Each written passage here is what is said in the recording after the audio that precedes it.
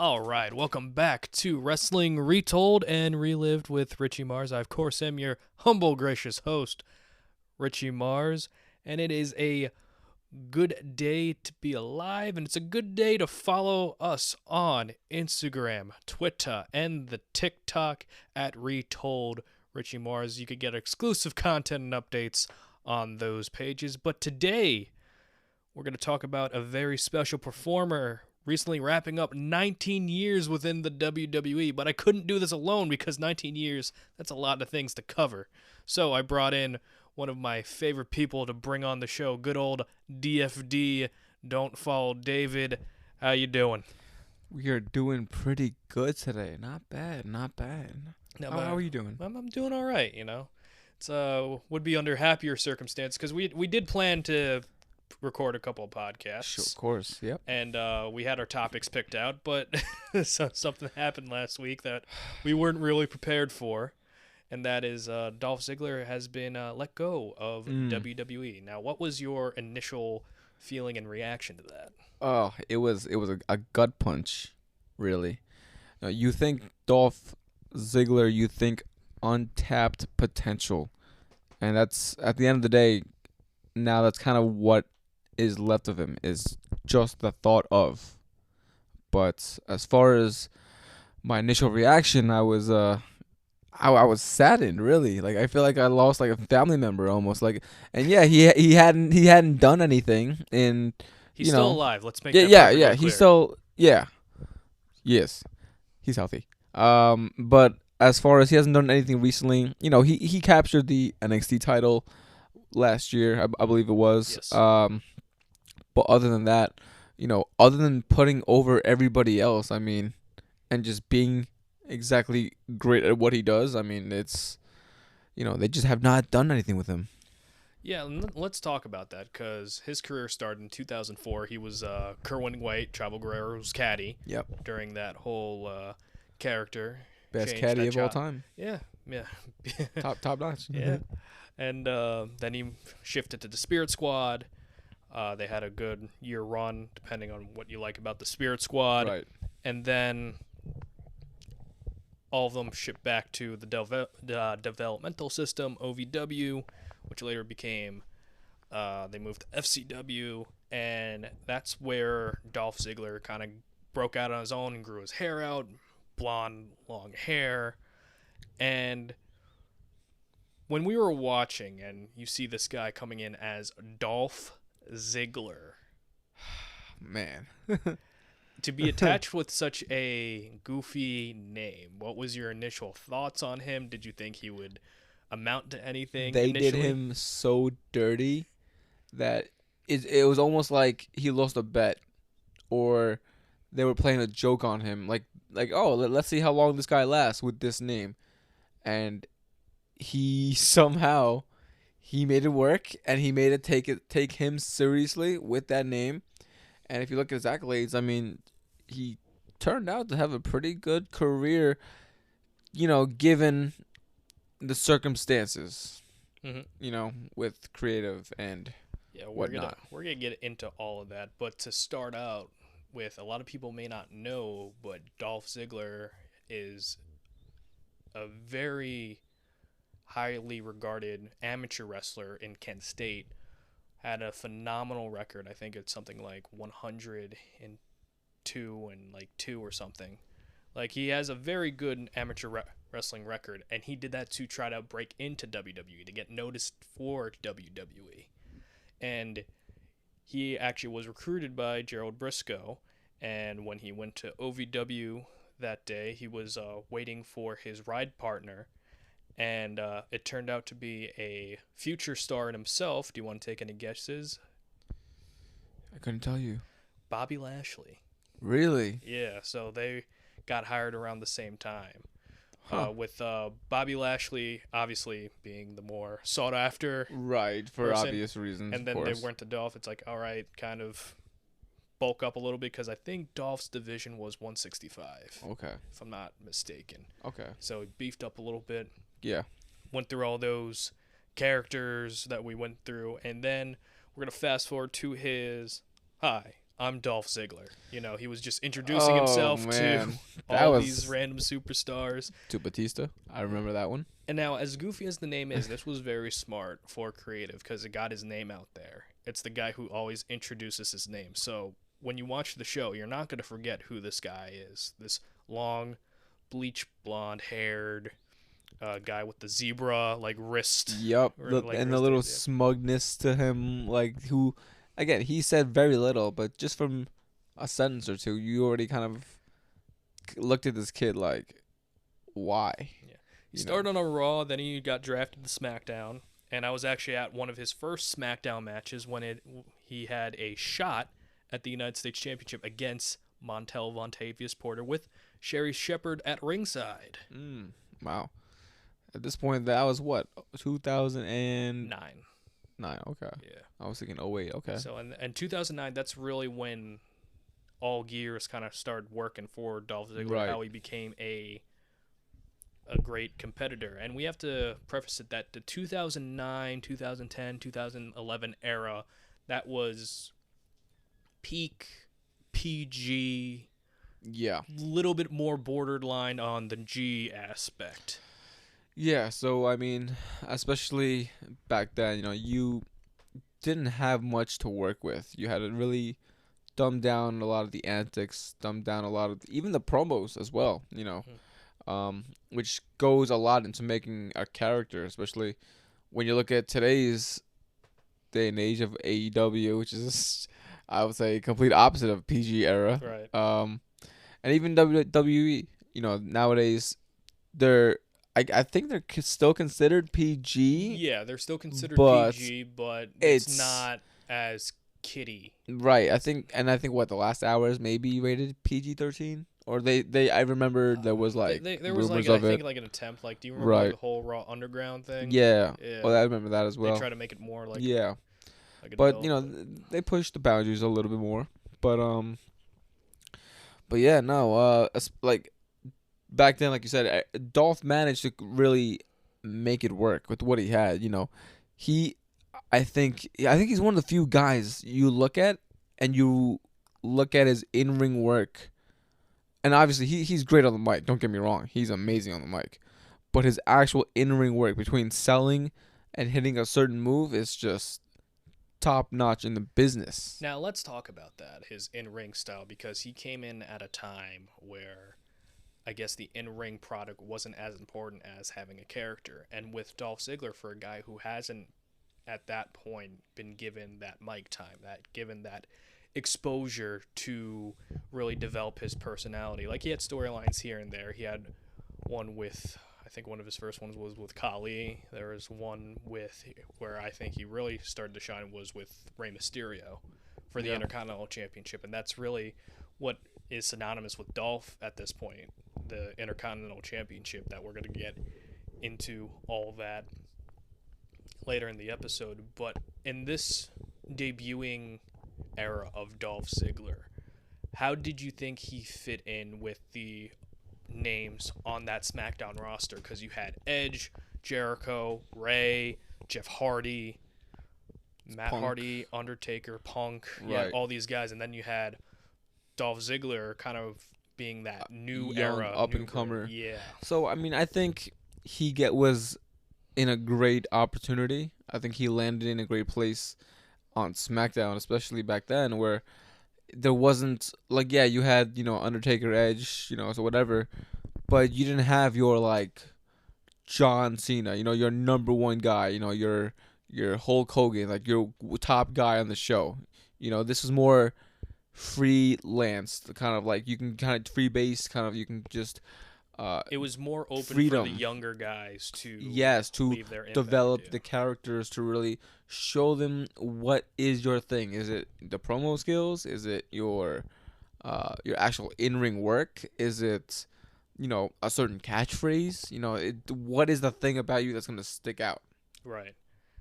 And then we have Dolph Ziggler being managed by Vicky Guerrero. Yeah, that was something. Now, do you think the pairing worked out for Dolph's advantage? I mean, I I don't think so. Like I think a little bit. It depends on what you're looking at that as you were trying to accomplish. Like Vicky Guerrero got heat, yes, from saying 2 words, yes. But when she came out, she wasn't drawing enough heat for the both of them. And I think for a manager to kind of push, like you look at someone like Paul Heyman, Right. you Yeah. know, for example, in today's age, if he comes out with, someone in Dolph's place, maybe even like a young Dolph, Mhm. you ought to, you look at Paul, you're gonna be like, oh, I hate this guy, automatically, because you know he's up to no good. What I think it is mostly is that Vicky Guerrero, like, people hated Vicky, Yeah, but that hate was like so much towards Vicky that Dolph became the side piece. like he was like the distraction, almost. He was just kind of like Vicky was the show, and Dolph was like the sidekick, like you said. yeah, and it did help initially, but I do feel like that pairing, it started off in, I want to say 2010, around that time, and then it lasted until 2012, and I think the pair lasted about a year too long. I think what Big Zeke was there. Was Zeke there? Was Zeke was 2011, 2010. Yeah, yeah. I think so. I think initially Zeke was with Ezekiel Jackson was with Dolph and Vicky. I don't remember that part. Yeah, no. I don't think so. In the 'Cause I- beginning, 'cause I know Dolph and or was it Big E no, Biggie was later. later down the 2012, yeah, right with because- AJ? Yeah. Right.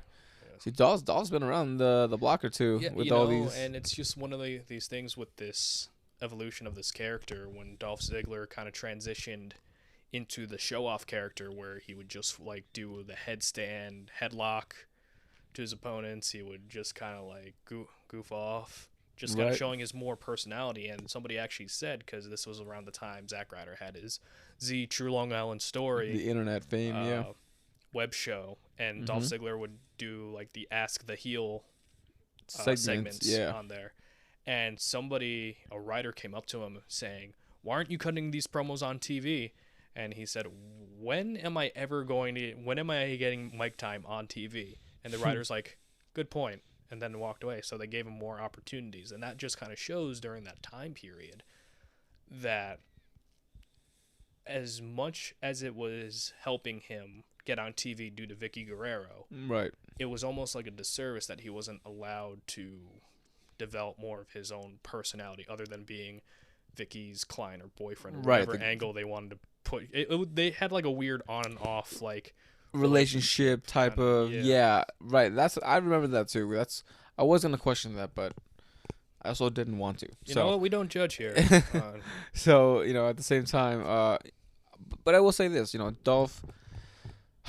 Dolph was not handed the best cards, and that's being very light about it.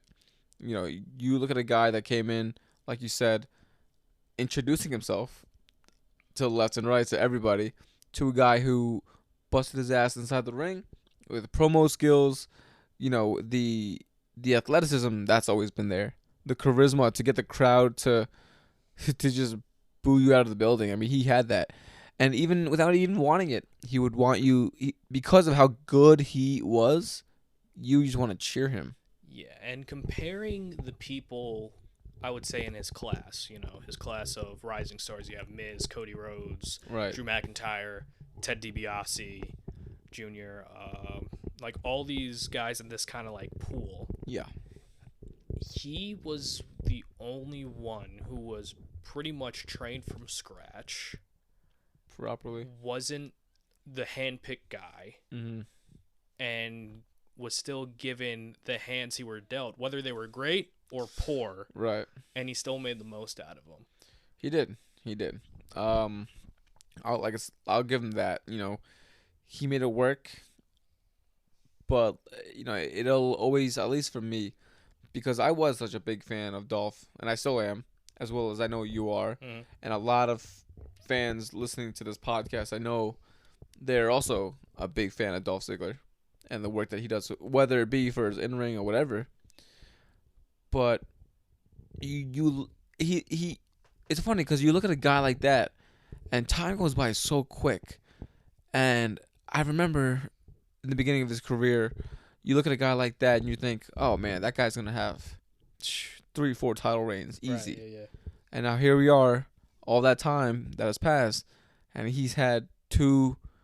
I can't even call it mediocre reigns. Like, I mean, mediocre would be putting it lightly and very generous. Yeah, because it's kind of like you said, mediocre would be putting it generously, but a lot of it wasn't really his fault. His first one was more for storyline purposes. So Edge got fired. He was a world champion. He got stripped. Dolph was awarded the championship and then immediately had to defend it against Edge, who came back. Right. So his reign lasted all of 10, 12 minutes. Sure.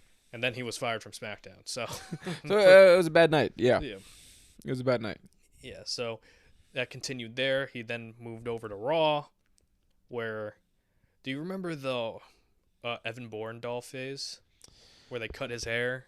Oh yeah, that's when he got drafted to Raw, right? And then that was such. I'm so glad they realized that mistake so early on because that was such a disaster. So for everyone who doesn't remember, Vicky Guerrero, excuse me, introduced the new and improved Dolph Ziggler. This was after the WrestleMania match he had with Snooki, and that's a time vacuum. Oh yeah, jeez. And this is the new and improved Dolph Ziggler, and basically he got that Evan Bourne, Randy Orton, like short, brown-haired cut to be more serious, and that was that time period where everyone was trying to be Randy Orton-esque with their look, because they saw this was working for Randy, black trunks, black boots, military cut, and they were trying to do that with all their superstars.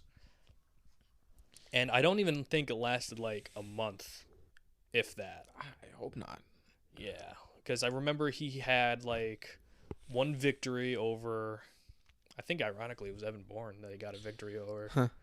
And then he faced off against Randy Orton. Randy Orton does what he does. Yep. And then I think the next week that's when he like dyed it back blonde. And then the rest of the year was just him growing out that long hair. Yeah, long hair. Yeah. And the thing is, like, when someone's like growing out their hair long and it's like that awkward, too long to be short, too short to be long phase. It just looks so weird. Like he just had like that perm, like during those matches where it just like wig out like Christopher Lloyd and like Back to the Future. But anyway, he wins the United States Championship from Kofi Kingston. Kofi Kingston's like a running theme in like Dolph Ziggler's history. They always seem to be paired up with each other. Yeah. Kofi was another guy who was not given the best hands. Yeah, either. Yep. So they were just kind of like fighting for that spot. And what's really interesting now, his feud with Zack Ryder was very ahead of its time in that majority of it was presented on YouTube. Yeah. With no company input. And this is before like Being the Elite. This is before all those web shows where characters can show off their personality.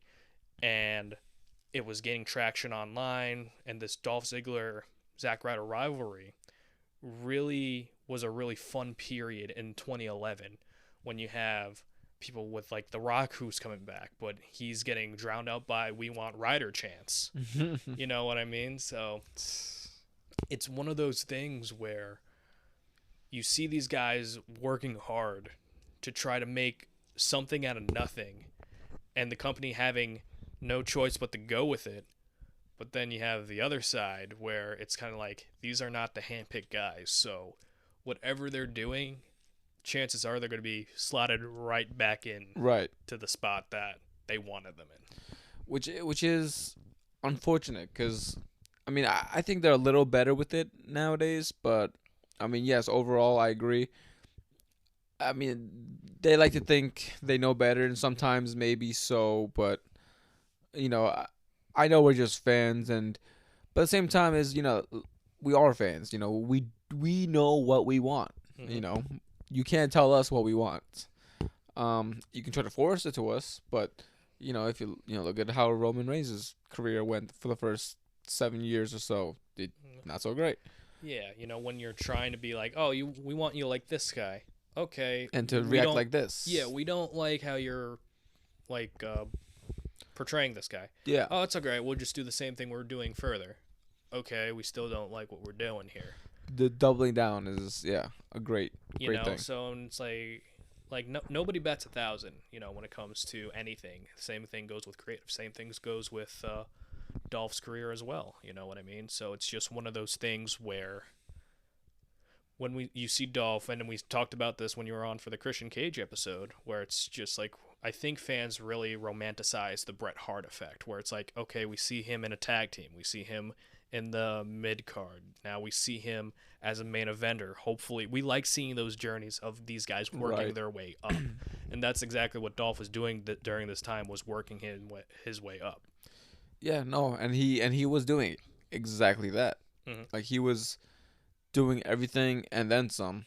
Like, as far as when you look at the matches he was putting on back then, I can't even say back then, even now to this day, like, can you name a bad match that Dolph Ziggler had in recent memory? I can't tell you.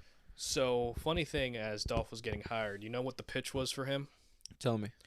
He was saying, since he broke all these records at Kent State, and he was a renowned amateur wrestler, his real name, Nick Nemeth. Right. And if you Google Nick Nemeth, you'll get all these stats.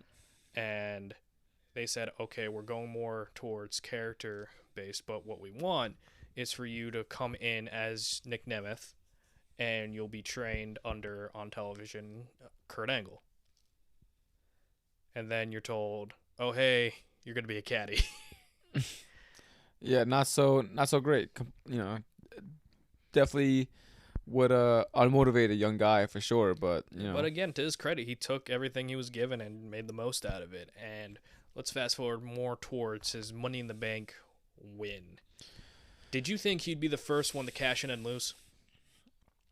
I thought there would be a very high. I mean, so yes and no. So like, when he won, I thought this was the best chance he would ever get, and then I also thought that, or maybe it was like almost just being in I don't even know what the right word is, but just to not, like, no, basically, in short, no.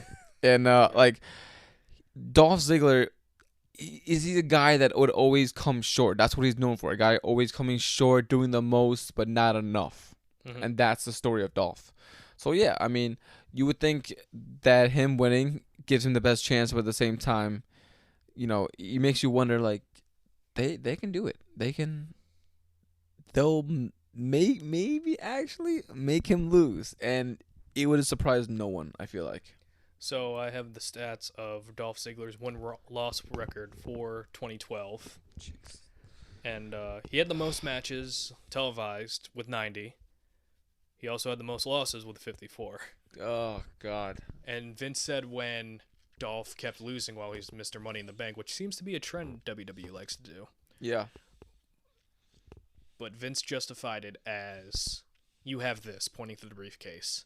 So you could lose as many times as you want, but when you cash that in, you're going to be the most hated person on the roster, essentially. Sound thinking.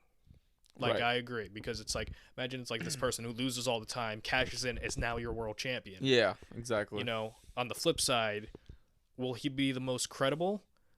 In Dolph's case, at this time, he was building up that reputation of just being that go-to guy, right, for great matches. Like, they plugged him in when I think Del Rio was injured in a match against Sheamus for the World Championship. So he was already gaining a reputation of being put in all these spots. He did double duty on several pay-per-views before that. I think Survivor Series he did. I think he did Vengeance in 2011 he did. And he was growing this reputation, this groundswell of support, by just being that workhorse in that company. And that's all tribute to his work ethic, mm-hmm. if you really think about it. I mean, Dolph does comedy on the side over here. He does this wrestling. He does skits. He's a busy guy. He doesn't just stay. WWE is not just his one love. You can tell. I know he does some football stuff over there, football picks and stuff like that. Yeah. So I mean that's all work ethic though. So for him to continue to grow and build is, it was something you were hopeful about, especially back then. rising up through the ranks. Yeah. And then when he finally gets a big victory, like he made Jericho leave WWE one time, and then after that, he loses to Randy Orton the next month. And then after that, Team Ziggler beats Team Orton or Team Foley at Survivor Series. And then he defeats John Cena at not Money in the Bank, Tables, Ladders, and Chairs in a ladder match with help of AJ Lee, and they have a new conglomerate of Dolph, AJ, and Big E. Yep. What did you think about that trio? It wasn't bad. I kind of liked it. I kind of liked it, because it was something different, I was gonna say, it was a little twist on something we've kind of seen before, but like, Big E wasn't like this. He's a big boy, but he wasn't like a terrible. Right, exactly. Yeah. And AJ had this little crazy, Well, she was that character for 2012. She was the main character in WWE, for lack of a better term. Sure. And I think because of her, that's why the change of perception in the Divas division happened the way it did.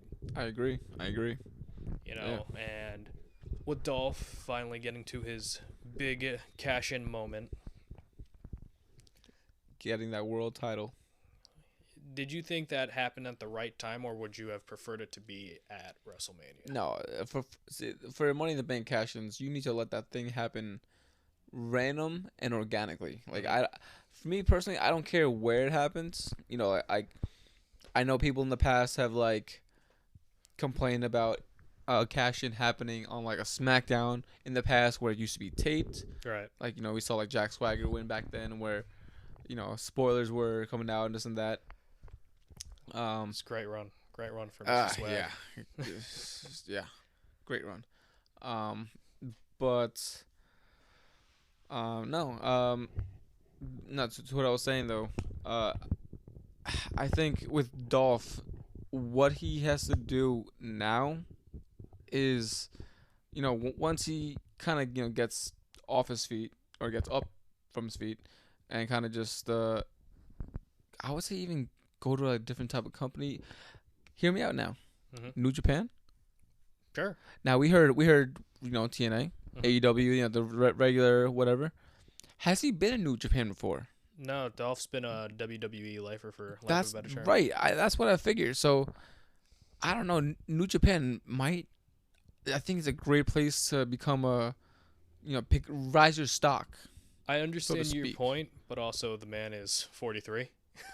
Which you know what I mean? Yeah. He doesn't look 43. Not at all. He looks like he could be our age. He looks better. He looks better than us, actually. But I mean, come on now. He's Dolph Ziggler. Yeah. Right. Okay. Yeah. So close. Yeah, but I do agree that Dolph, like whatever he wants to do, whether it's pursue his comedy stuff or continue wrestling, whatever he wants to do, I think he can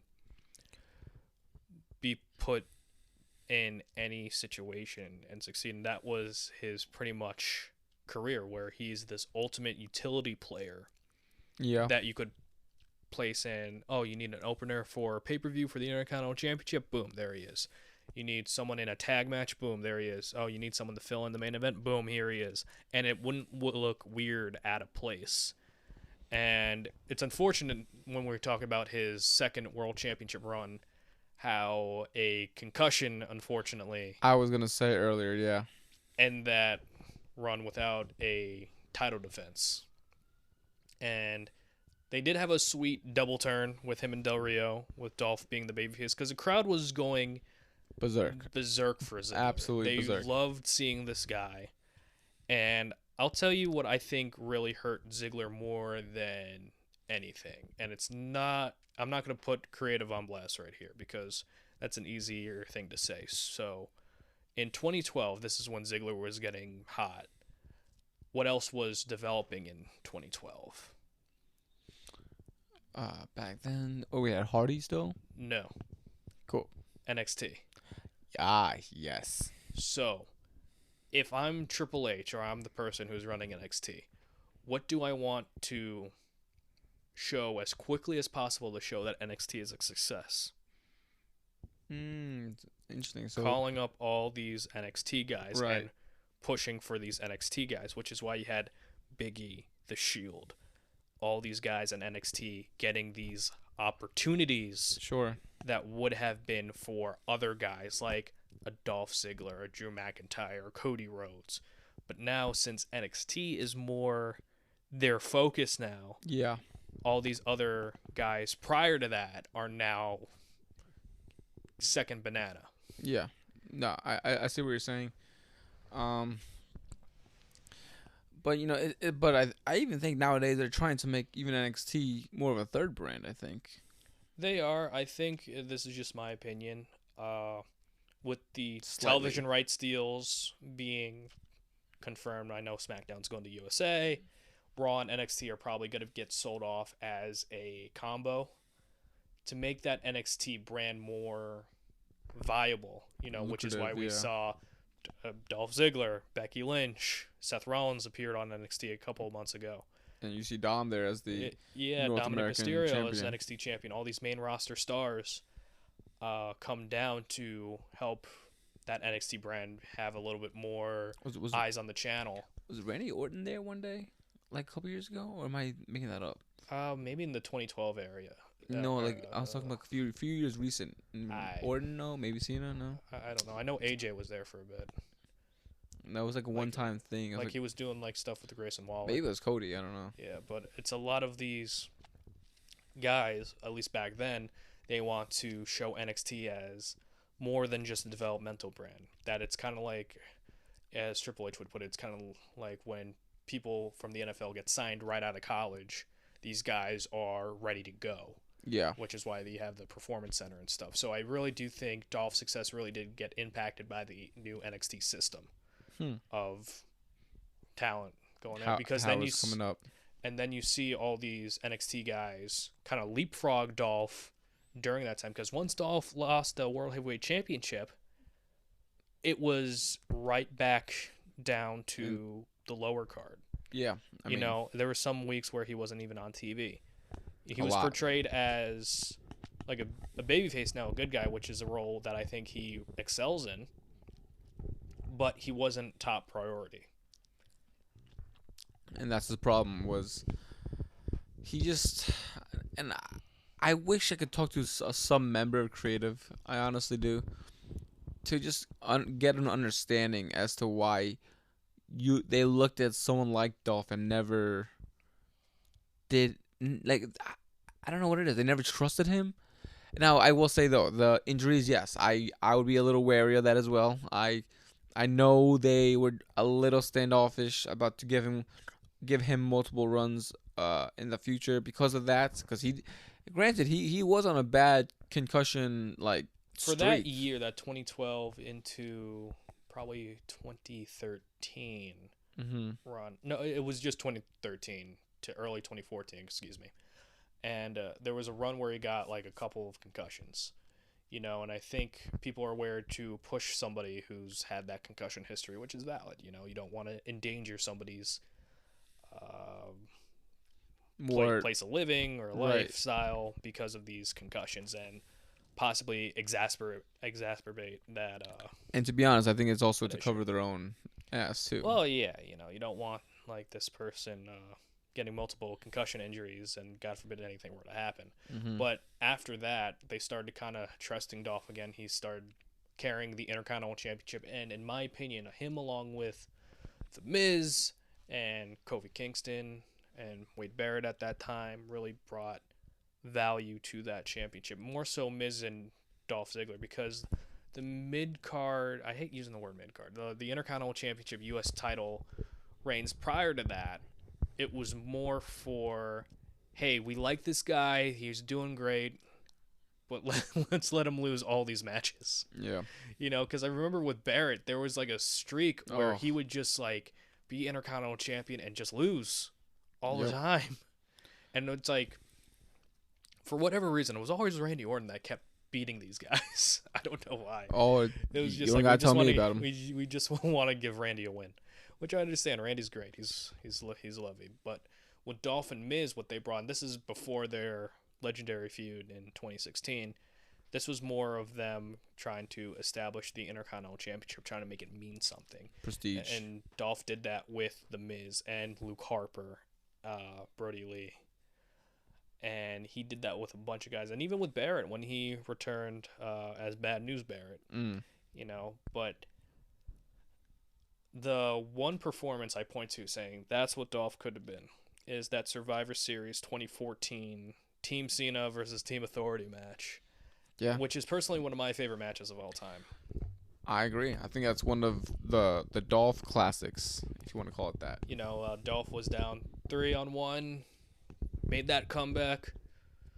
Triple H interferes, then Sting comes, takes out Triple H, and Dolph wins it for this team. And that's where I was like, all right, they're going to pull that trigger. They're going to make Dolph this superstar. They're going to solidify him in that main event. But unfortunately, it didn't turn out that way.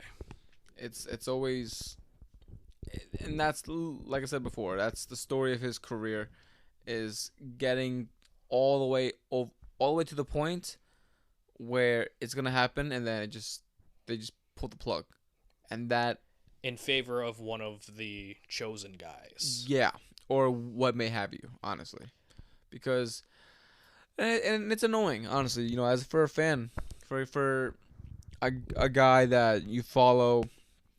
He works hard, and you see the work in the ring, and he makes all these other people who are less than him look great. And the thing is, it's just like you invest so much like emotion and time with this guy, and then boom, all right, we want to see this guy get his due. And because wrestling is not like like UFC or baseball or football, where it's just like the team has to they have to go on a winning streak in order to be perceived as like, oh yeah. Here it's just like it's about character development. It's about what this guy can do, getting the reaction from the fans. Yeah, and he was getting that. Oh, he was always. And the thing is, like, you had other priorities. You have Roman Reigns coming up from the brand. Yeah, and there were rumors that Roman Reigns was actually supposed to be on Team Cena during this time, but Dolph Ziggler was the replacement, so to speak, because Roman Reigns was out. So it was never meant to be a long-term thing. Right, which is it sucks. Mm-hmm. And if anything, it's just fast forward to, and this is where my spirit was crushed. So we're at the Royal Rumble 2015, which is notorious for one of the worst booked Rumbles in recent history. Mostly due to the fact that it was, and this isn't a bad thing if you want to build somebody like a Roman Reigns, but you had a returning Daniel Bryan. Mm-hmm.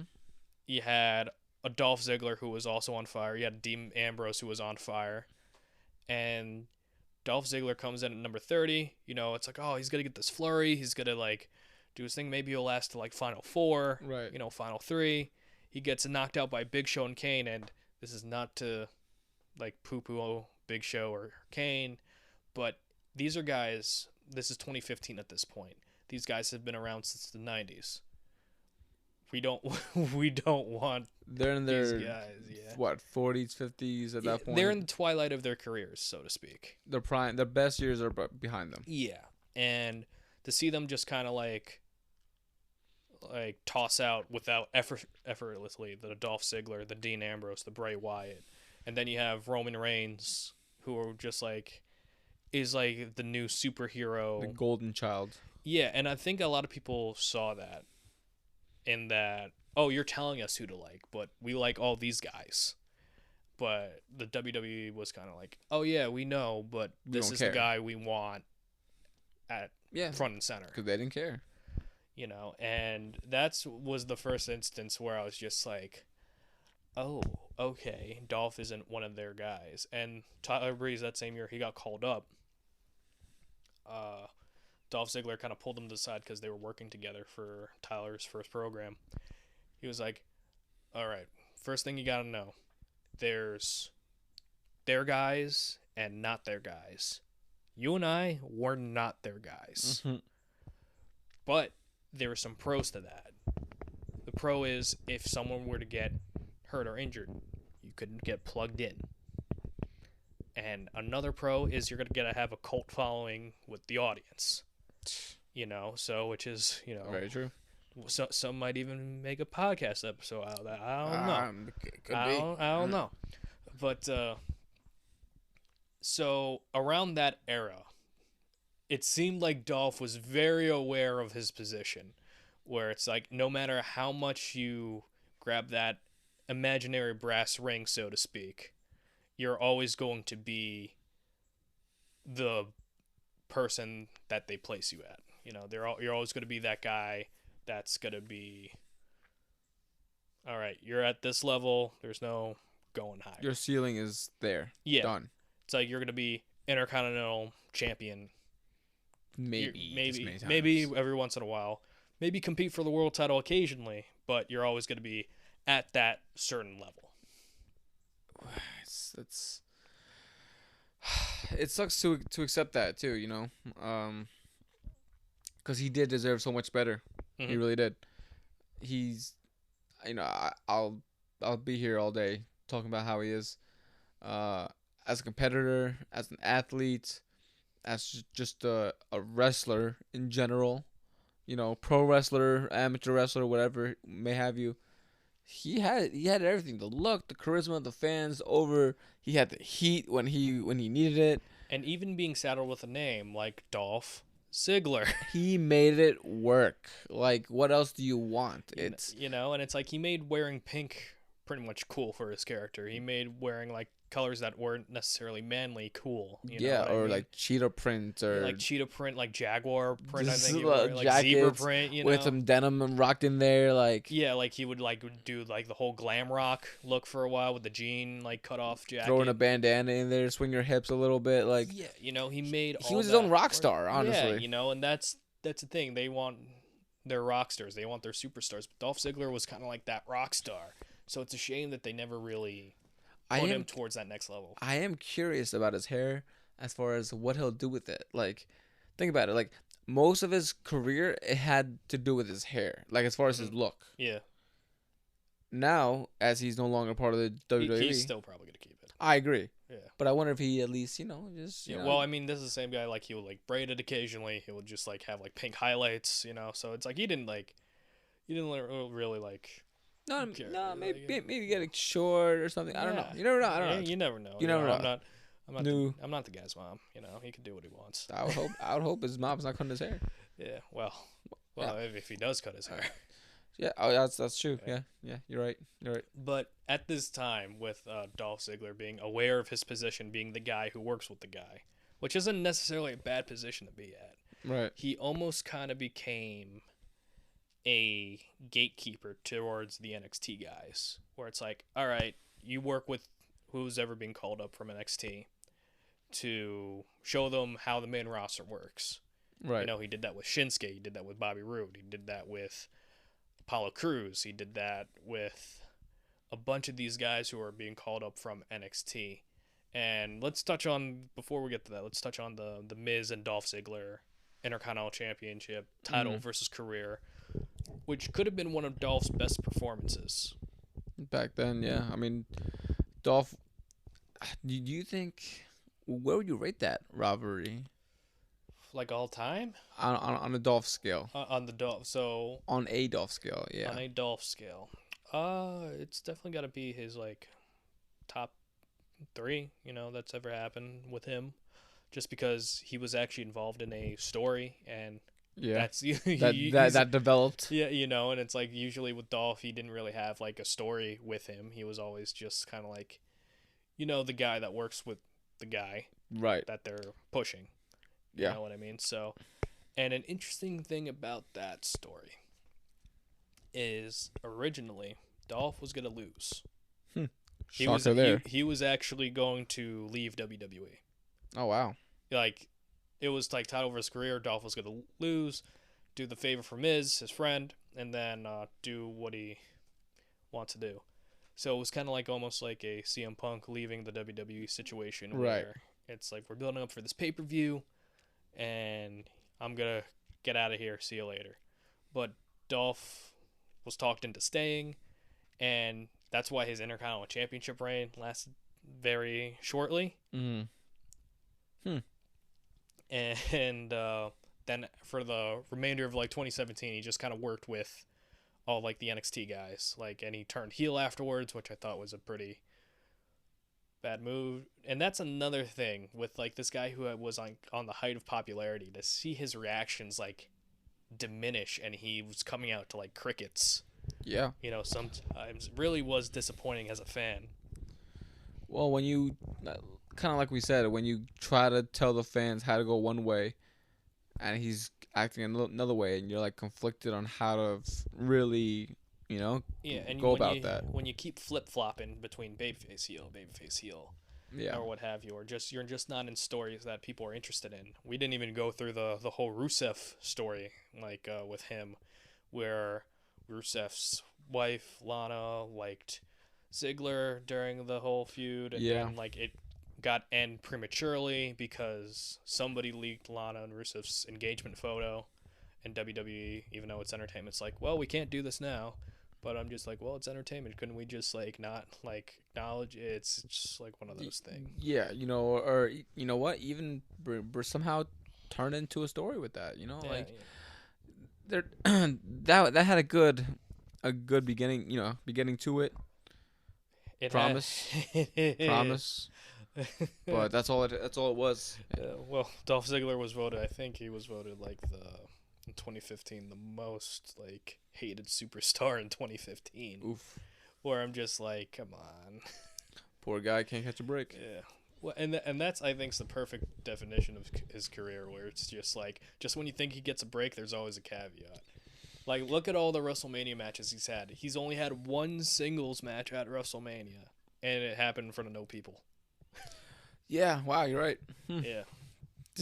And he's heartbroken. He's like, and he even said, he's like, I'm heartbroken because that story was a good story. Like he was like an 80s bad guy against Otis stealing his like girl Mandy Rose. Yeah. And it didn't get the reaction of him getting kicked in the balls at a reaction WrestleMania. And it's just it's just a shame that it's one of those things where, man, you want to see this guy succeed, and then all the cards are just saying, no, we're not doing it. But again, tremendous performer, and as we're going on towards his career in 2018, he gets teamed up with Drew McIntyre, a guy who was released from WWE and came back. Now, do you think Dolph's career would have been different if he were to leave WWE and come back?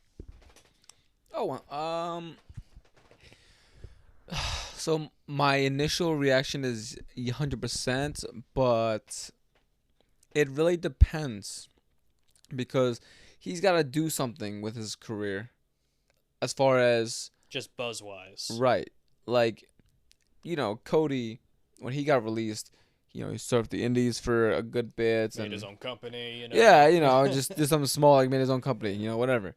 Now, I'm not saying Dolph has to do that, but, you got to keep yourself relevant, change your look up. Look at someone like Zack Ryder, who's making a new name for himself in the indies again. Deathmatch King. I don't think he's got more titles than Skin. Yeah. So, so, you need to do something. And more importantly is I wanted to say 100% because my obvious answer is that when he comes back, he'll get probably the biggest pop he'll ever get. Yeah. But it's okay. He'll get it. And then what? He's going to get that for a couple weeks, whatever. But then what? Is he going to come back and actually compete in the main event? Right. Is he going to, he's going to do what Christian Cage did when he left WWE? He cemented himself as a main event player, came back, and he was throwing an ECW, but he was at least in the main event picture. And yeah, I want to say the ECW title did help him in his career as well. And it's all about the momentum, and it's all about the story. And you know what it is though?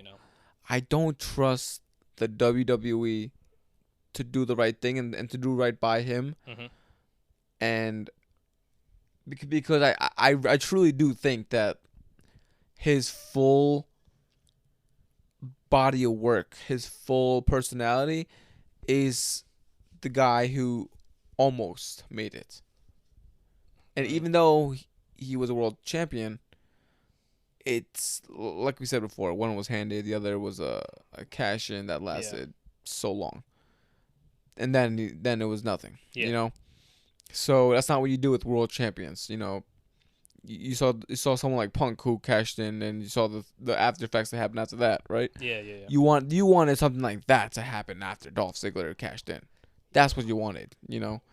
So, but they, for whatever reason, always refused, and I can't see them down the line continuing, to change Right, yeah, yeah. to change their minds 15 years later. Be like, hey, like, all right, now you earned it after.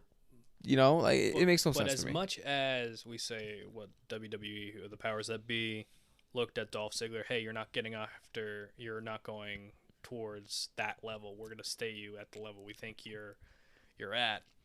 There's a lot of guys after Dolph Ziggler's release who came out and supported Dolph Ziggler through his career, kind of gave him his flowers. Like, yeah, John Cena tweet out the number of matches. I think it's the number of televised matches. He had 1,554 matches. Jeez. And he did hashtag respect. And then you had The Rock tweet out, all of Dolph's accomplishments, multiple time tag champion, multiple time intercontinental champion, multiple time US champion, multiple time world champion, NXT champion, Right. And you have Ric Flair even saying it's just like this guy was one of the best guys I wanted to work with, It's like Ric Flair wanted to work with Ziggler, passed the figure 4 off to him, but the WWE's like, we're going to give you Miz. Yeah. So it's like, it's one of those things where it's like, hey, you're not the guy, but your peers know that you are that good. That you are the upper echelon, that you're first ballot Hall of Fame. Right. Which is like, it's crazy because like, I think Dolph's okay with that.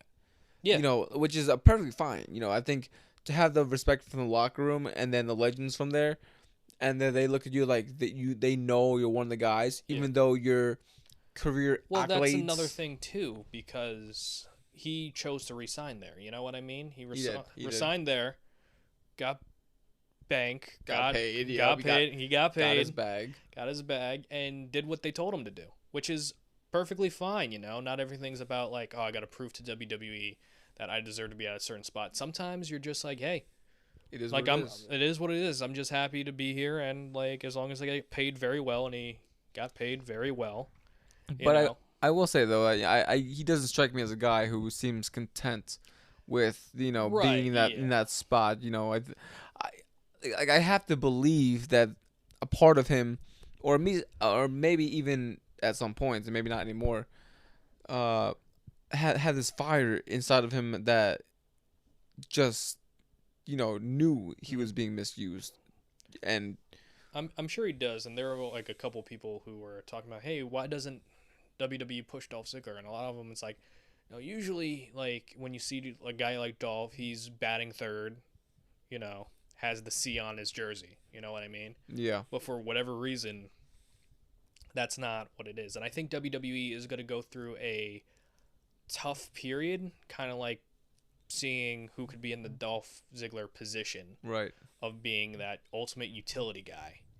And I think that's what it would be most remembered for, is being that ultimate utility guy. You could plug in anywhere and you still make it work and still make the fans believe that you could either win, even though we all know you're going to lose. Right, exactly.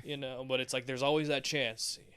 It's not like if like a Barry Horowitz was coming out. It's like, oh, this guy's going to lose. Or it's like who is also there, like a Shannon Moore. I like Shannon Moore. Oh yeah, wow. It's like that's a throwback. Yeah, I was gonna say. But it's like if a Shannon Moore, it's like, okay, Shannon Moore probably has no chance against A-Train or something like that. But if Dolph Ziggler's in that position, maybe Dolph can pull one off.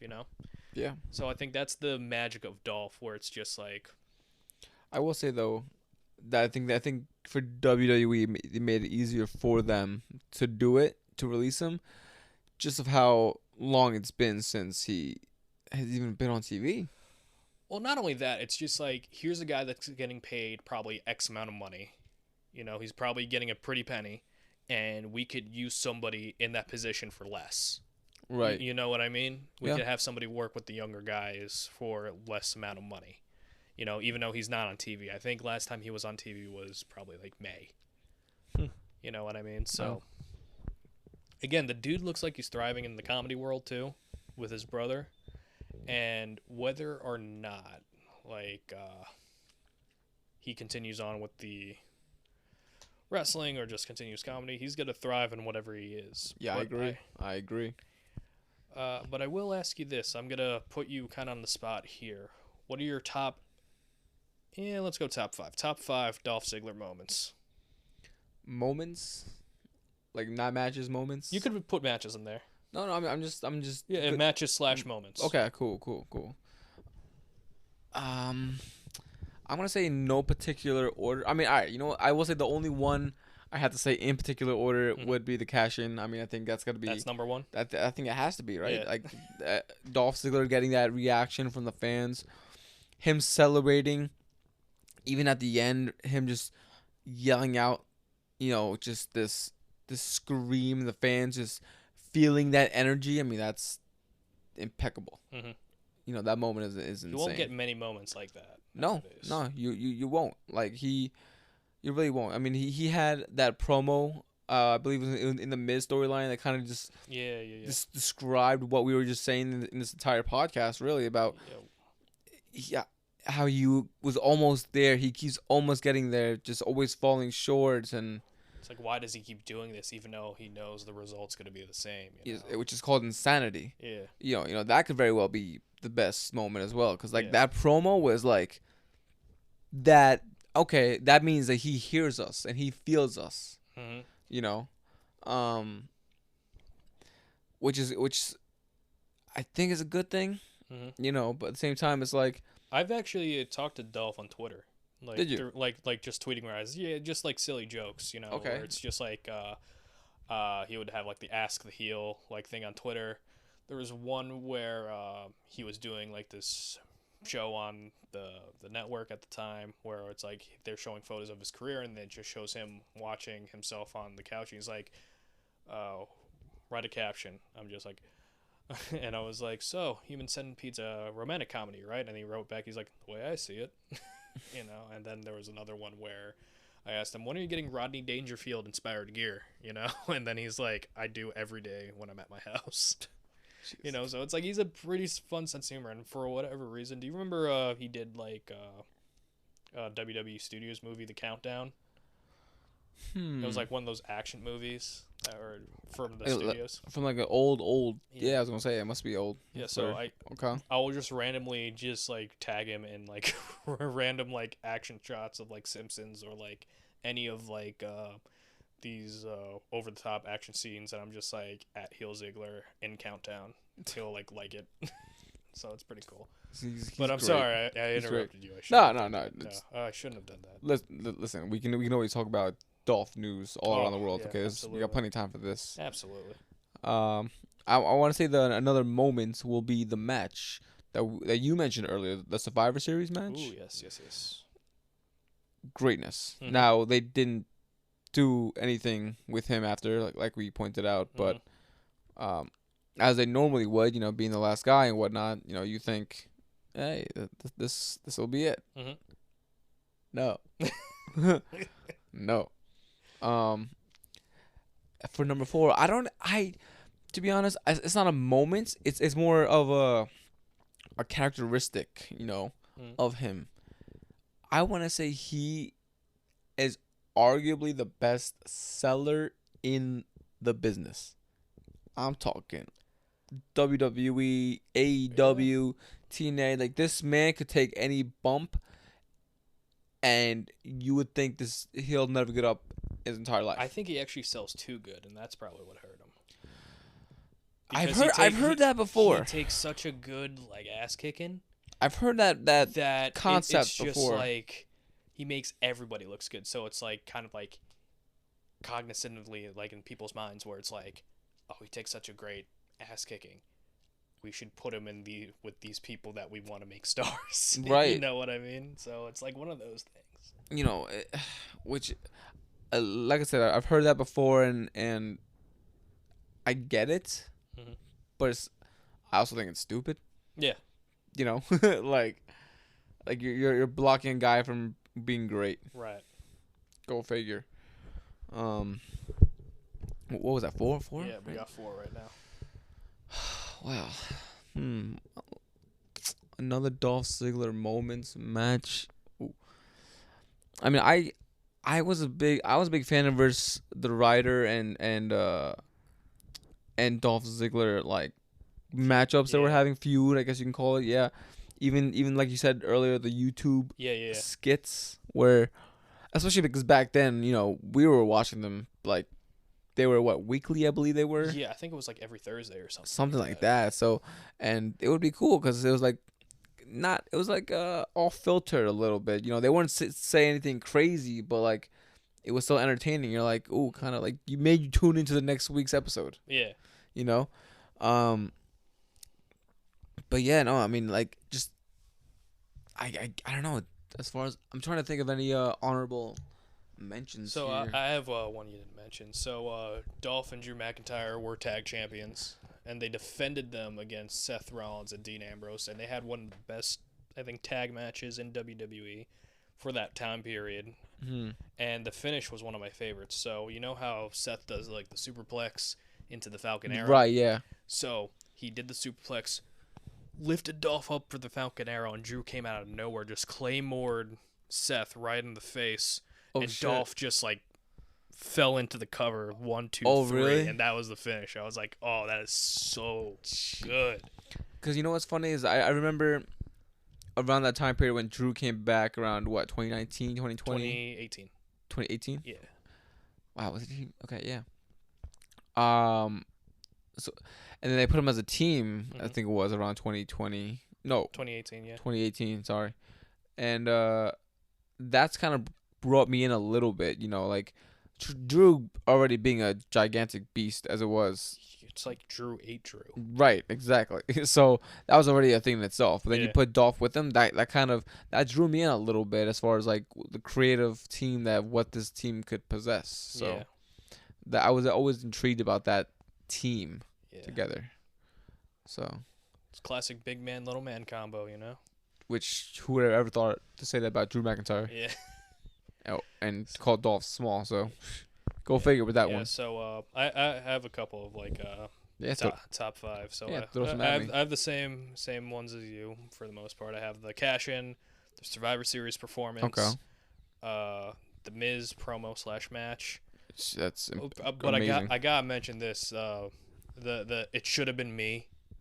Yeah, with Kofi yes, Kingston, yes. it should have been Yep. me, and he like just like it's like Yells y'all it should out. have loved me, but it should have been me. It's just like that's why it's so good, because it's just like he was in the WWE title picture. It's like, oh man, it's like that just makes sense because they faced each other like 500 times, and of course the tag match that I just mentioned. Right. Okay. So yeah, those are our thoughts on Dolph Ziggler, and we wish him nothing but the best in his future endeavors. We didn't release him, but you know how it is.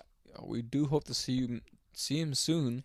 I hope we see you on TV that we can access. If not, then if you're in New York City and you have a comedy club, we're probably gonna come out. Absolutely. I would love to Yeah. see Dolph live. Are you kidding me? Yeah. Hell yeah. Maybe it's Nick now. I don't know. Oh, right. True. Whatever your Whatever comedic name is, whatever you like, you know. call him by his government. Ooh, yes. Mister. All right, that is it for now. That is DFD. I am Richie Mars. Thank you for listening. TTFN, ta-ta for now. Thanks for listening.